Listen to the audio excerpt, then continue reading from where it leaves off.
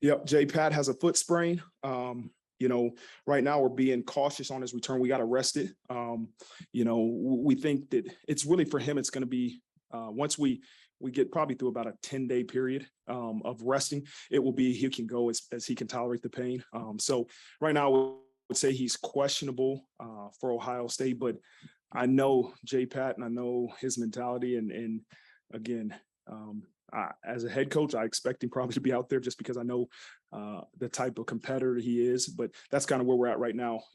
Listening to the doctor say we'll rest it for 7 to 10 days and then kind of let him go full speed. But it's a foot sprain that happened in practice on Monday. We've kind of rotated between Kristofik and Rocco. Both of those guys have really kind of rotated in there at that guard spot in the past 2 days. It's a now thing.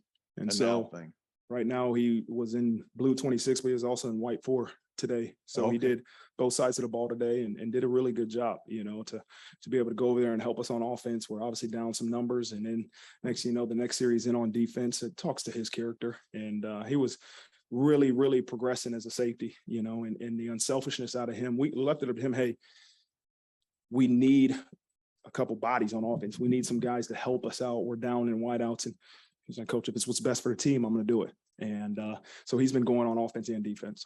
Yeah, we expect next week. We haven't really decided on a punter. I know Sot's been probably taking more reps with the ones. Groupies is the number one kicker. He was awesome today. He 3 for 4, I wrote down, made a 53-yarder.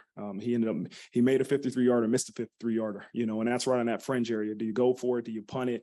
But it was really good to see. He's been really consistent over the last few practices when we've been kicking field goals, and it's been really good to see. Yeah, just caution. He had a tight hamstring, a grade 1 strain from Monday. We're just being cautious. We expect him to be back soon, but just not yet. Yeah.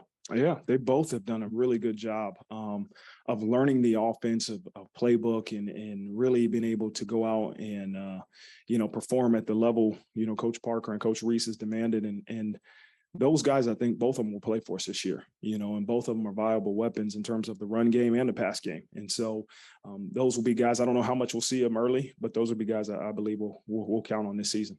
Yeah, I think, there's that consistency amongst who's the voice in that huddle, and who's the voice on the field with the ones. And I think that's important, that cohesiveness, that consistency in terms of who's making the calls, who's making the checks and knowing who's at quarterback. So we thought it was really important to do it. And I've been pleased with what I've seen from, it's been 2 or 3 practices since we named him the starter. And so been really pleased with what I've seen.